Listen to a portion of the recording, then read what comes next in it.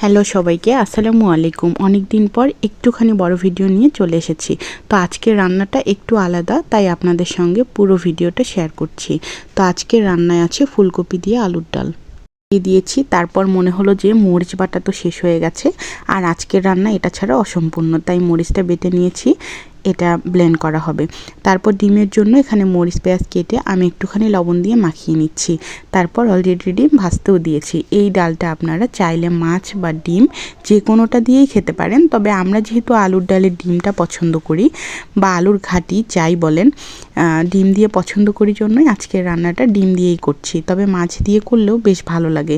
তো এখানে আমি আগে ফুলকপিটাকে গরম পানি দিয়ে একটুখানি ভিজিয়ে রেখেছি, যেহেতু এটাতে পোকার একটা ভয় থাকে, তো খেতে একটু অরুচি হয়, তাই একটু নিশ্চিত হয়ে নিয়েছি। তারপর এখানে পেঁয়াজ বেরেস্তা করে নিয়ে এর মধ্যে আমি ফুলকপিগুলো দিয়ে দিয়েছি। এটাকে একদম ভালো করে সব মশলা দিয়ে কষিয়ে নেব এবং সাথে গরম মশলাও দিব।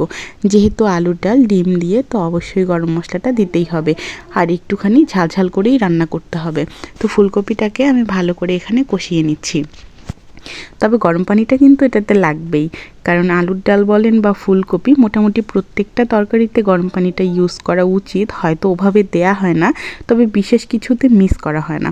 তো এই যে ফুলকপিটা বেশ মোটামুটি আমি পানি দিয়ে ফেলেছিলাম, তাই একটুখানি ভালো করে ওটাকে জাল করে নিয়ে এর মধ্যেই ম্যাশ করা আলুটা আমি দিয়ে দিয়েছি। তবে ম্যাশ করা আলুর মধ্যে কিন্তু ওই যে ব্লেন্ড করা মরিচের ব্লেন্ডারটার ধোয়ার পানি ছিল, তাই দেখতে উপর থেকে একটু এরকম লাগছিল। তারপর আমি এটাকে একটু ঢাকনা দেব এবং ভালো করে কষিয়ে নেব। আলুর ডাল বা আলুর ঘাটি বলেন, এটা উত্তরবঙ্গের মানুষের একটা পছন্দের খাবার, বা বলতে পারেন একটা ঐতিহ্যবাহী খাবার। বিশেষ কোনো কিছুতেই এটার আয়োজন মোটামুটি অনেক জায়গায়ই করে, তবে আমার মোটামুটি ভালোই লাগে, এটা খারাপ নয়। নতুন আলু থাকতে এটার টেস্ট একটু বেশি হয়, যদিও এখন আলুর স্বাদটা ওভাবে আসেনি। আরও কিছুদিন গেলে হয়তো নতুন আলুর স্বাদটা খুব বেশি হয়ে যাবে। এখনও আলুগুলো মনে হচ্ছে যে একটু স্বাদ কম, এই আর কি। তারপরে যে আমি কিন্তু গরম পানি দিয়ে দিয়েছি ভালো করে কষিয়ে। তবে আজকের ভিডিওতে কিন্তু আমার ফলোয়ার্সদের মধ্যে কারা কারা এই রান্নাটা পছন্দ করেন অবশ্যই আমার কমেন্টসে লিখে যাবেন। আর এটা কি আপনারা এভাবে রান্না করেন নাকি অন্যভাবে, সেটাও জানাবেন। তারপর আমি ঝোলের পানিটা দেওয়ার পর এখানে ডিমগুলো দিয়ে দিচ্ছি।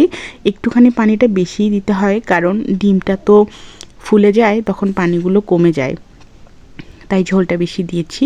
এখন আমি এটাকে একটুখানি ঢাকনা দিয়ে ভালো করে একদম অনেক বেশি তাপে রান্না করব। তারপর ফাইনালি ভাজা মশলার গুঁড়ো, এটা গরম মশলার গুঁড়ো দিয়ে নামিয়ে নিয়েছি। তো ফাইনালি তরকারির লুকটা এটা ছিল। এটা কিন্তু আমার খেতে অনেক বেশি ভালো লাগে। আপনাদের ভালো লাগে কিনা অবশ্যই কমেন্টসে জানাবেন। আল্লাহ হাফেজ।